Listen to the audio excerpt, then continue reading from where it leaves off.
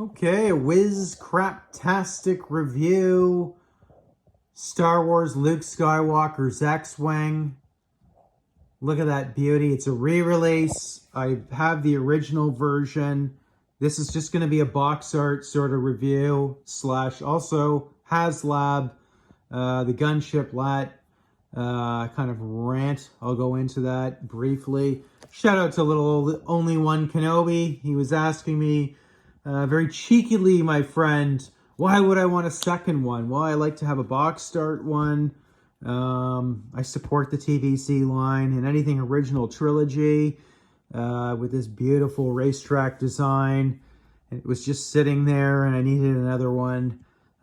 So that's why I did it. You know, because I just absolutely, this stuff just gets me every time. And look at the beautiful box art there. They could have made one change, though. I would have suggested. I mean, they could have done like a deluxe thing where maybe, well, I guess that would have changed the box and everything. I haven't opened this, so I can't even debate that. Everyone's done reviews on this, but they could have added a figure in there, the latest Luke Skywalker. One thing I would have changed is got a different C-3PO in there just to kind of brighten it up. You can see in the back there, I never even really noticed this, but you got the Yavin troopers there, rebels, whatever the heck they're called. Anyways, they're equivalent to the stormtroopers. Anywho, there it is. And I picked it up from EB Games. Yeah, I should have started off here, but anyways, EB Games was GameStop. Now it's back to EB Games again. So pretty cool. Beautiful. Look at that. Awesome. You don't get a ladder, which would have been nice with this. That would have been an awesome addition if they added that in. That would have been really cool, like Wedge's X-Wing on the Legacy Collection. I did do a review on that a couple of years back, and I think I've shown this in a video years back. Anyways, gives you an idea of what's going on there. Beautiful ship. Obviously, you get this ship, you're going to have to go pick up a Luke X-Wing pilot, which is available. They just re-released him recently, so you should be able to pick him up on Amazon or check out Fourth Moon Toys if you're in Canada or whatever. I mean, he's around. Worst case scenarios, just go to one of the comic/con shows somewhere locally. You know, toy shows, whatever, you'll be able to find him. Not too bad. Standard price right now since he's being re-released. And if you're only going to get one X-Wing or you're not too much into collecting anymore, but you still have some love of Star Wars, this is definitely one vehicle I would get. Yeah, you can look at the original X-Wings from Kenner days, and they're beautiful, but like, I think a lot of guys don't understand. Shout out to my buddy Scott Huck. He totally gets it. When we were young kids, especially as the 80s kind of wore on, I'd look at my Star Wars stuff. I was into also building models. My pops built radio control model airplanes, things like that, large scale. We were always dreaming of, a lot of us wanted figures to be even better. And the potential was there, and you were starting to see it. You were seeing things getting, just as Return of the Jedi figures started to come out, and then eventually, the Tri-Logos and Power of the Force 1, they started to look pretty damn good. So it was pretty awesome there. And unfortunately, that had to come to an end, just the way the movie cycles and toys were sort of done, and George pulled the plug on it. I wish he allowed it to keep going a little longer, especially with VHS sales that were ramping up by '86. I remember the ad campaign, and then, just talking to the people at Toys R Us, they were bringing out their old Return of the Jedi stock. Amazingly, I didn't see too much Power of the Force stuff with the coins. They were there, but, but anyways, it's just, regardless, the rants of the past. I see a lot of some guys that I follow, and they're all, you know, googly-eyed over Kenner only, but I think they tend to be sort of born after the waves of Star Wars, you know, Empire, Return of the Jedi, the movie runs. And I think they're forgetting that, a lot of us wanted better versions of that stuff as time went on because, you know, it was just sort of a part of the Star Wars thing of a lot of us hardcore guys. Like, we wanted the stormtroopers to look like movie accurate stuff, like stuff that you're getting now, you know. But anyways, on to the Haslab. I'm currently backing it, but I gotta say I'm kind of wavering, you know. The price on that is it's like 750 Canadian dollars for something that just for the vehicle alone, I would say 250, maybe 300, you know, with a pilot. I just I could see 450, 500 Canadian, you know, with if it came as a full package. I just find it I don't see it, guys. I really don't. The construction of it, it's sort of a simpler ship to build too, from a tooling type of point of view. And I see some of these guys some of these YouTube channels making all these excuses or whatever, or just their thought process. I don't see it. And then they're comparing of, you know, if you're going to print it, you know, that's a side, like one guy printing it. I think the real comparison is if you had the money and you went to a manufacturing place, how much would it cost if you're making, 10,000 of them, you know, in a plant, you know, if you were a professional toy company, maybe it was Mattel or some other company to do it. I'm just find that, I don't know, this pricing just does not make sense to me in the modern world. I mean, look, R&D is always a part of your manufacturing costs. I just find it just jacked so up there. The other thing I have a problem with is it's only 20% bigger. It should be 30% bigger and straight to scale right now. Like, if you're going to do it right, do it all the way. That's another sore spot, in my opinion. It does look beautiful. I'm not knocking it, but that's kind of... you know, I mean, that's just a part of modern manufacturing. It should look movie accurate. It should look live action. Accuracy should be there. I just find that that's what we were been looking for decades. That's what the industry can do now.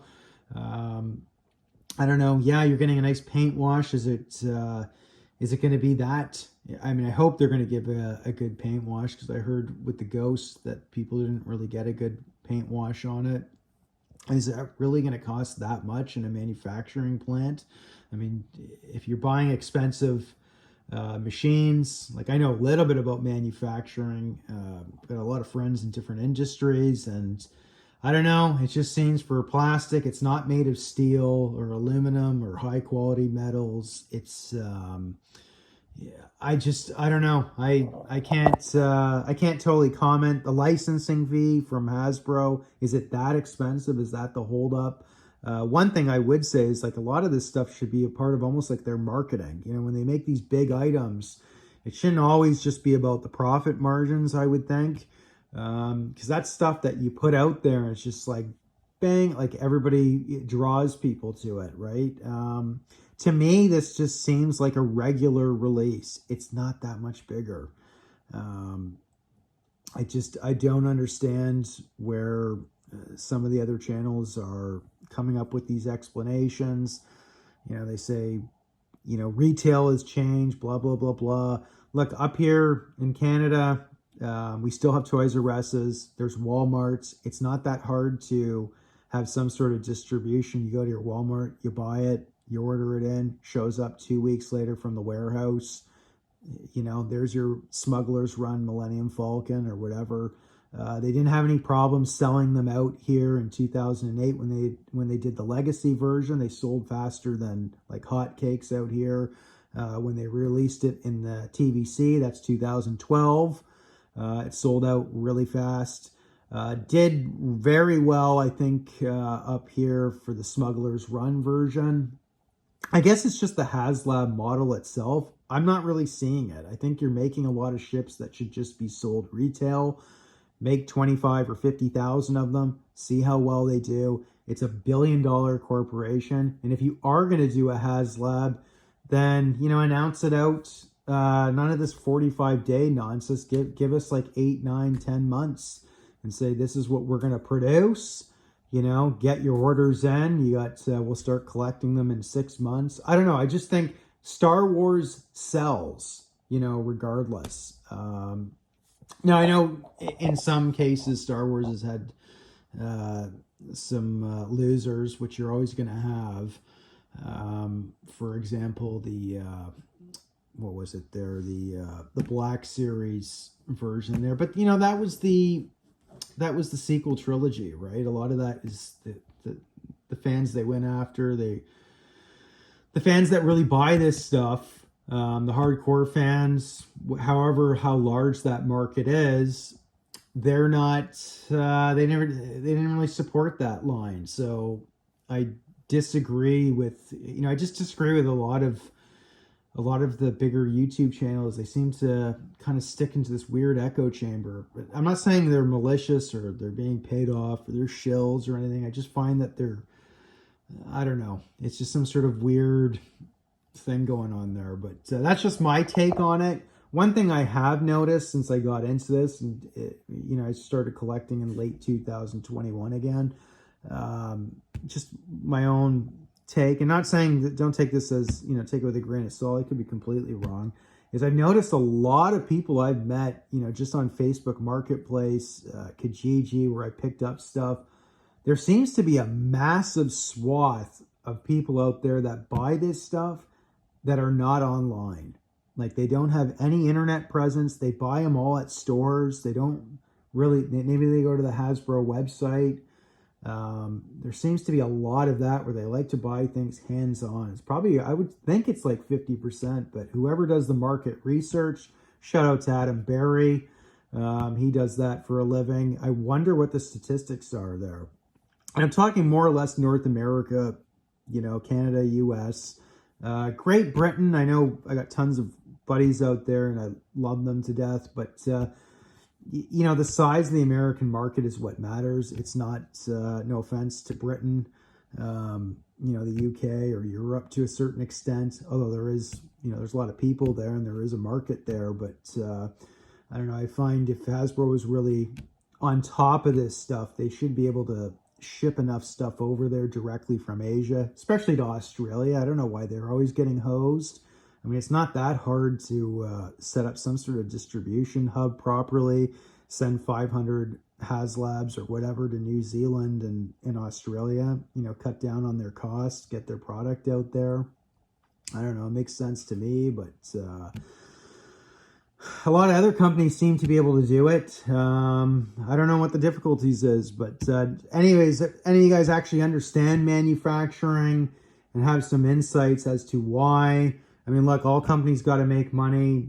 I understand all of that, but I don't know. It's just this price is just way out of there for something that cost $40 in 2002, and I think it was maybe double that, if that. I mean, I'm talking Canadian, maybe $80-$90, I think, in the stores here in, in Canada. The last time they released it for the vintage collection, I think was 2013 or something like that, on the tail end of TVC. I'm not sure, 212, I forget.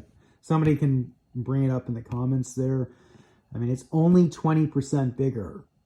It's getting a modern wash. Yeah, it's got maybe some more details in it, but with modern manufacturing tooling, the equipment, yes, there's the cost of that, but again, what machines are they using to do this stuff? Is it, I don't know, if they're some sort of AutoCAD, some of the advanced, I mean, I just see this in the auto sector to a certain extent, and hell, firearms, and what they actually cost to make the stuff is, obviously there's all the other costs that come after it, the employees, staff, marketing to a certain extent. Not that Hasbro does too much of that, but anyways, I don't know. I'm ranting. This is a long rant.